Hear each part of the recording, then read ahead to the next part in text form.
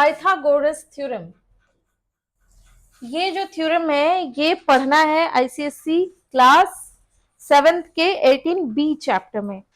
तो 18B जो है एक्सरसाइज, ये आपको पाइथागोरस थ्योरम के बारे में बताता है, लेकिन पाइथागोरस थ्योरम है क्या और इससे जुड़े सवाल के सॉल्यूशन कैसे बनाए जाते हैं, उसके पहले तुमको पता चलना चाहिए कि भाई स्क्वायर क्या होता है और स्क्वायर रूट क्या होता है, क्यूब क्या होता है। क्यूब की तो इसमें जरूरत नहीं है, तुमको यहाँ पे जरूरत है किसी चीज का स्क्वायर कैसे निकालते हैं, स्क्वायर क्या होता है, और साथ ही में तुमको पता होना चाहिए स्क्वायर रूट क्या होता है, क्योंकि ये दोनों जाने बिना हम पाइथागोरस थ्योरम से जुड़े सवाल नहीं कर सकते। पाइथागोरस थ्योरम तो समझ जाएंगे लेकिन उससे जुड़े सवाल नहीं कर सकते, ठीक है ना। तो बेटा स्क्वायर का मतलब होता है किसी चीज का अगर पावर 2 हो, जैसे कि यहाँ पे 3, ये जो नंबर है 3 इसको बेस कहते हैं। ये क्या है, 3 क्या है, 3 बेस है, और इसका ये यहाँ पे अगर छोटा सा 2 लगा दें तो इस 2 को हम बोलते हैं पावर। तो 3 क्या है, बेस है, और 3 का पावर 2 है। इसको हम किस तरह से पढ़ते हैं, इसको इस तरह से पढ़ते हैं 3 to the power 2, इसको पढ़ते हैं 3 to the power 2, या दूसरे लैंग्वेज में हम इसको कहते हैं 3 स्क्वायर, 3 स्क्वायर या स्क्वायर ऑफ 3, 3 स्क्वायर। ठीक है, स्क्वायर का क्या मतलब होता है, स्क्वायर का मतलब होता है, स्क्वायर ही नहीं बच्चे, किसी भी चीज का पावर में जो नंबर होता है इसका मतलब होता है कि वो चीज अपने आप से उतनी बार मल्टीप्लाई होगी। यानी 3 का पावर 2 है तो इसका मतलब होगा 3 इंटू 3, 2 टाइम्स 3 मल्टीप्लाई होगा, यानी कि 9 होगा। ठीक है,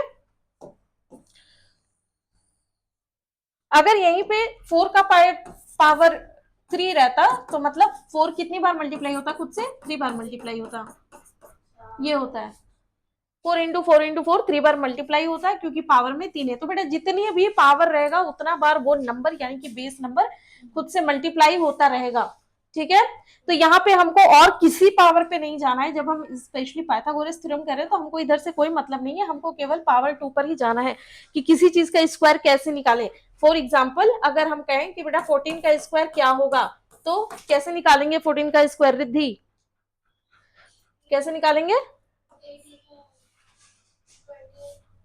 वॉट 28 नहीं होगा, कई बार लोग ऐसे गलती करते हैं, क्या करते हैं,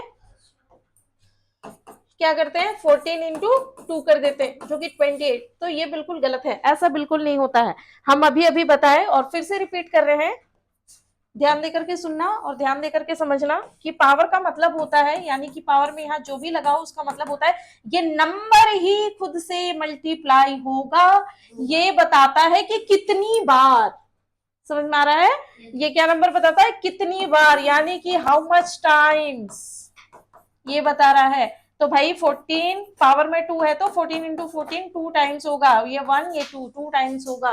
समझ में आया, इस तरह से स्क्वायर निकाला जाता है। आप इसको मल्टीप्लाई करोगे आपका स्क्वायर निकलेगा 196, तो 14 स्क्वायर का वैल्यू क्या हो गया, 14 स्क्वायर का वैल्यू 196 हो गया। इस तरह से स्क्वायर्स निकाले जाते हैं।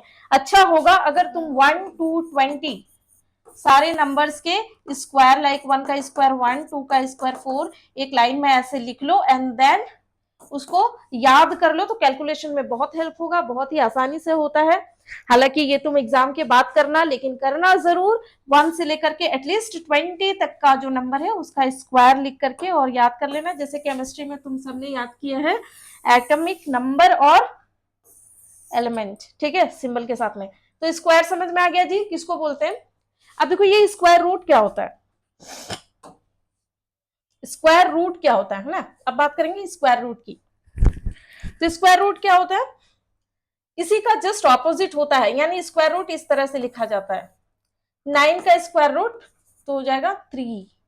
अच्छा भैया तो स्क्वायर रूट निकालते कैसे हैं, पहले ये समझ लो। मान लो ये 9 तो हम यहां से देख करके कर दिए, 3 का स्क्वायर 9 तो 9 का स्क्वायर रूट 3 देख करके हम कर दिए। लेकिन सपोज मेरे पास कोई ऐसा नंबर रहेगा, मान लो 225 रूट के अंदर है, स्क्वायर रूट निकालना है इसका, है ना, रूट के अंदर है, इसको क्या बोलते हैं, ये जो साइन है ना इसको क्या बोलते हैं, इसको रूट बोलते हैं। ठीक है, तो रूट के अंदर है, तो रूट के अंदर है तो उसका वैल्यू कैसे निकालेंगे, तो इसका वैल्यू निकालने के तरीके होते हैं 2-3, लेकिन तुमको जो सबसे सिंपल अभी पड़ेगा, अभी जो तरीका तुमको सबसे सिंपल पड़ेगा वो है प्राइम फैक्टराइजेशन मेथड। ये थोड़ा सा सीख लेते हैं हम लोग यहाँ पे before we go to the chapter. क्या है प्राइम फैक्टराइजेशन मेथड? इस मेथड में क्या है कि तुमको 225 को फैक्टराइज करना है प्राइम नंबर्स में। अब प्राइम नंबर कौन कौन होते हैं? प्राइम नंबर 2 होता है, 3 होता है, 5 होता है, 7 होता है, 11 होगा, 13 होगा। ऐसे नंबर्स जो किसी से भाग नहीं लगते, किसी से डिवाइड नहीं होते, किसी के टेबल में नहीं आते। तो बेटा 2 के अलावा और कोई भी इवन नंबर प्राइम नहीं होता है। 2 is the only even number जो कि प्राइम है। बाकी सारे प्राइम नंबर तुमको ऑड में मिलेंगे, लेकिन याद रखना सारे ऑड नंबर भी प्राइम नहीं होते हैं। जैसे कि 9, 7 और 11 के बीच में कौन आता है? 9। 9 जो है 3 के टेबल में आता है, तो 9 एक प्राइम नंबर नहीं है, किसी के टेबल में नहीं आना चाहिए, ठीक है ना, तब उसको प्राइम नंबर बोलेंगे। अच्छा, तो प्राइम फैक्टराइजेशन कैसे करते हैं? प्राइम फैक्टराइजेशन करने के लिए इसको किस नंबर से ये डिवाइड हो रहा है देखना है, और प्राइम नंबर से लेकर के जाना है। तो बेटा 2 से डिवाइड होने का रूल अगर हम देखें तो क्या होता है? 2 से डिवाइड होने का रूल की लास्ट में तुम्हारा कोई इवन नंबर होना चाहिए, लेकिन यहाँ पे क्या है? यहाँ पे 5 है, 5 एक ऑड नंबर है, तो भैया 2 से तो कैंसिल हो गया, 2 से नहीं जाएगा। किससे जा रहा है? किससे जा रहा है? 3 से जा रहा है। तो 3 से जा रहा है तो भैया 3 से लगाते हैं, है ना। 3 7 जा, डिवाइड करके देखना किसको किसको नहीं आएगा। तो बेटा ऐसे बहुत सिंपल है, ऐसे डिवाइड करके देखना। 3 7 जा 21, बचेगा 1 एंड देन 5, 3 5 जा 15, है ना। तो कितना आ रहा है? 75 आ रहा है ना। फिर इसको तोड़ते जाना है जब तक कि तुमको लास्ट में एक प्राइम नंबर ना मिल जाए। तो अगेन ये 3 से जाएगा, 3 25 जा, एंड अगेन ये 5 से जाएगा, 5 5 जा, 5 एक प्राइम नंबर है। तो प्राइम नंबर्स में ये टूट गया। क्या हुआ इसका मतलब? इसका मतलब हुआ 3 इंटू 3 इंटू 5 इंटू 5। चलो 3 3 5 5, इसको तोड़ दिए। किसी को डाउट है? नहीं। तो तोड़ देने के बाद हम क्या करेंगे? तो तोड़ देने के बाद पेयर बनाना है और पेयर में से एक बाहर निकालना है। यानी कि यहाँ पे 3 और 3 का एक पेयर बनेगा, एंड 5 और 5 का एक पेयर बनेगा। तो 3 और 3 से 3 आएगा, इंटू 5 और 5 से 5 आएगा। इसका आंसर हो गया 15। ठीक है। अब बात करते हैं कि थ्योरम में क्या है। अगर सीख गए हैं कि स्क्वायर क्या होता है और स्क्वायर रूट क्या होता है, ठीक है। तो पाइथागोरस थ्योरम जो है ये सिर्फ और सिर्फ तुम्हारा राइट एंगल ट्राइंगल पर ही अप्लाइड होता है। Right angle triangle. और राइट एंगल ट्राइंगल किसको कहते हैं? जिसका एक एंगल 90 डिग्री का होता है। अब वो 90 डिग्री किधर का भी हो सकता है। कहने का मतलब है कि ट्राइंगल जो तुम्हारा 90 डिग्री का बनेगा वो ऐसा भी बन सकता है, या फिर अगर हम इसको टेढ़ा करें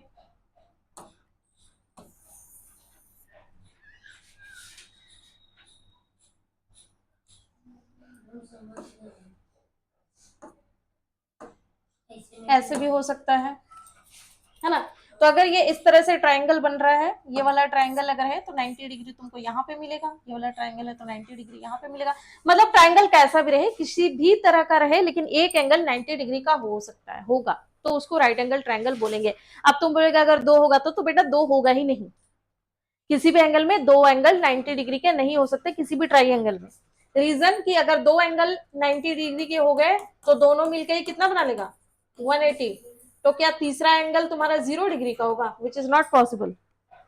3 एंगल होते हैं ना, तो 2 एंगल मिलके ही अगर 180 बना लेगा तो तीसरा एंगल तो फिर 0 डिग्री होगा, ऐसा नहीं होता है, पॉसिबल ही नहीं है। 3 एंगल तो होंगे ही होंगे और तीनों का कोई वैल्यू भी होगा, ठीक है। तो 2 एंगल 90 डिग्री के नहीं हो सकते, समझ में आया। एक एंगल 90 डिग्री का हो सकता है, तो इस तरह के ट्राइंगल को हम बोलेंगे राइट एंगल ट्राइंगल। अब देखो किसी भी राइट एंगल ट्राइंगल में मिट जा, किसी भी राइट एंगल ट्राइंगल में 3 टर्म तुमको देखने को मिलेंगे। राइट एंगल जहां पे बन रहा है, यानी 90 डिग्री जहां पे बन रहा है, उसके सीधे वाला जो साइड होगा वो सबसे लंबी साइड होती है, ये वाली साइड। यानी कि इसके केस में देखें तो भैया ये वाली साइड सबसे लंबी साइड होती है, इसको हम हाइपोटेनस कहते हैं। इसको क्या बोलते हैं? हाइपोटेनस। जो सबसे लंबी साइड होती है उसको हम क्या बोलते हैं? हाइपोटेनस, है ना। और इसके अलावा इसके दो और साइड्स होते हैं।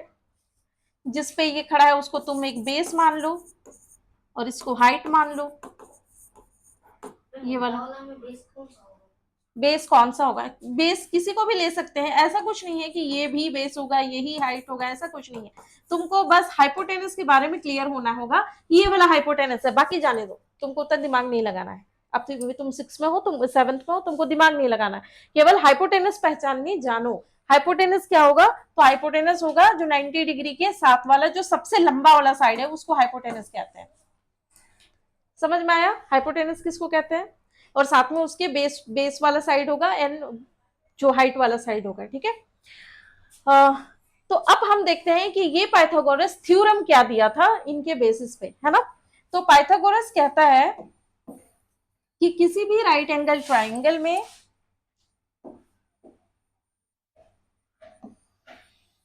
कहता है कि किसी भी राइट एंगल ट्राइंगल में उसका जो हाइपोटेनस होगा,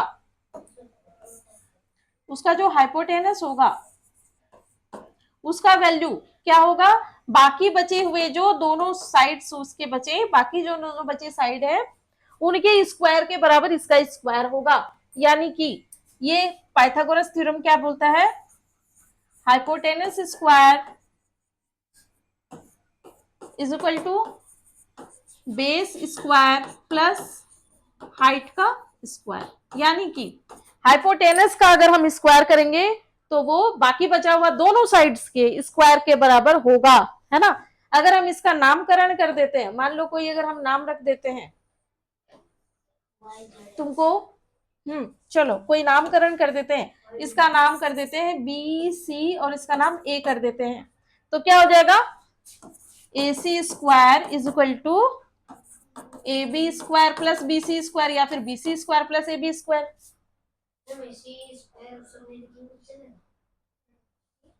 काहे नहीं, काहे चलेगा, ये लिखना पड़ेगा, ठीक है। बनाते समय नहीं लिखेगा, अगर तुम डायरेक्टली तुम्हारा बस एक नंबर का सवाल है तो फिर जरूरी नहीं है वैसा, है ना। तो ठीक है, इस केस में ये हो गया, ठीक है। अभी इसको हम क्या करते हैं? फ्लिप कर देते हैं। मान लो इसी को हम फ्लिप कर दे रहे हैं, है ना। इसी को अगर हम फ्लिप कर दे रहे हैं, अब हम तुमसे पूछेंगे और तुम हमको बताना। इसको हम फ्लिप कर दिए, अब बताओ, यहाँ पे तो नहीं है 90 डिग्री, है ना, और यहाँ पे भी हम ए नहीं डालेंगे, नाम हम अलग रख देते हैं, यहाँ पे लिख देते हैं P, यहाँ पे लिख देते हैं Q, यहाँ पे हम लिख देते हैं R। अब बताओ यहाँ पे हाइपोटेनस कौन सा है? हाइपोटेनस कौन सा है? सबसे लंबा वाला साइड QR। तो QR का स्क्वायर इज इक्वल टू क्या हो गया? बाकी कौन कौन दो बच गया? PR square and PQ square. Very good, यही है पाइथागोरस थ्योरम। सबसे लंबे वाला साइड लेना है जो कि तुम्हारा हाइपोटेनस है, और उसके बाद उसका स्क्वायर क्या होगा? बाकी दोनों के स्क्वायर्स के बराबर होगा, ठीक है। अब समझ लो ये बात कि मान लो बेटा तुमको अगर QR निकालने को दिया है तब तो हम बहुत इजीली निकाल लेंगे, है ना। लेकिन मान लो अगर PR बोला है, नहीं बेटा तुम PR क्या होगा, तो भाई क्या होगा? अगर कोई एक साइड, छोटी वाली साइड को हमको निकालने बोले ना जी, तो हमको क्या करना है? हाइपोटेनस लेना है, उसके स्क्वायर में बचा हुआ छोटा वाला साइड को क्या करना है? घटाना है। समझ में आया? अगर छोटा साइज का तुमको पूछ देगा, छोटा वाले साइड का पारे पूछ देगा कि भाई PR क्या होगा, PQ क्या होगा, तो क्या करेंगे? हाइपोटेनस का स्क्वायर लेंगे और इसका जो साथी एगो था ना छोटा वाला, उसका स्क्वायर को घटा देंगे।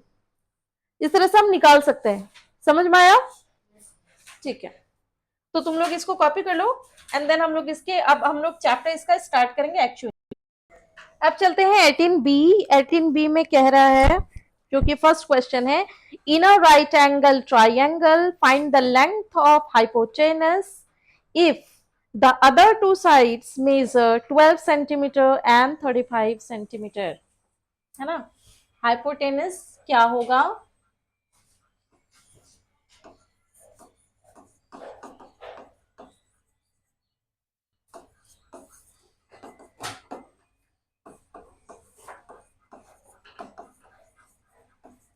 अगर दो साइड्स दिया हुआ है, कितना कितना दिया हुआ है, 12 centimetre and 35 centimetre, 12 centimetre and 35 centimetre, तो जाहिर सी बात है हाइपोटेनस क्या होता है, बाकी बचा हुआ दो साइड्स जो है उनके स्क्वायर के बराबर इसका स्क्वायर होता है, स्क्वायर होता है। आई एम नॉट सेइंग कि हाइपोटेनस होता है, ठीक है। तो हम लिखेंगे फ्रॉम पाइथागोरस थ्योरम, क्या होगा, हाइपोटेनस स्क्वायर विल बी क्या है, 12 का स्क्वायर प्लस 35 का स्क्वायर, 12 का स्क्वायर होगा 144, 1 2 2 5, 35 का स्क्वायर होता है, चलो जोड़ते हैं, उसके बाद क्या होगा, हाइपोटेनस स्क्वायर, ये 5 और 4 हो गया 9, देन 4 and 2 6 हो गया, 2 and 1 3 हो गया, and then 1 1 3 6 9, am I right, 4 5 9 4 2 6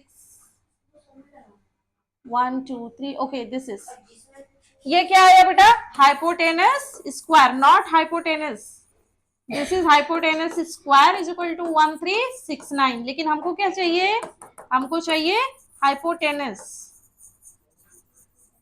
hypotenuse क्या हो जाएगा, तो स्क्वायर हटाने के लिए इधर तुमको रूट लगाना पड़ेगा, ये स्क्वायर है ना यहाँ पे, हाइपोटेनस का स्क्वायर है, हाइपोटेनस का स्क्वायर नहीं चाहिए, हमको चाहिए हाइपोटेनस, तो यहाँ स्क्वायर हटाने के लिए इस साइड में तुमको रूट लगाना पड़ेगा।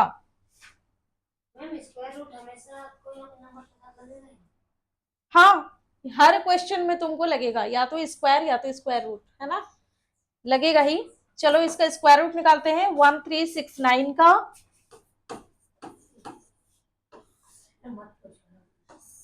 है ना, ये जो क्वेश्चन है मेरे ख्याल से देना नहीं चाहिए तुम लोग को, क्योंकि ये केवल 37 इंटू 37 जाएगा, तो निकाल नहीं पाओगे, अब इतना लंबा जाना पड़ेगा, है ना, तो इसको हम लोग डिवीजन मेथड से निकाल सकते हैं, लेकिन डिवीजन मेथड अभी थोड़ा हार्ड है ना, तो अगर बार बार हम देखेंगे कि डिवीजन मेथड का यूज आ रहा है, तो हम तुमको डिवीजन मेथड सिखाएंगे, वो थोड़ा मुश्किल लग सकता है तुमको डिवीजन मेथड, तो इसीलिए अभी ठीक है, तो अभी देखते हैं कि हाइपोटेनस इज इक्वल टू हो जाएगा 37, this is your final answer.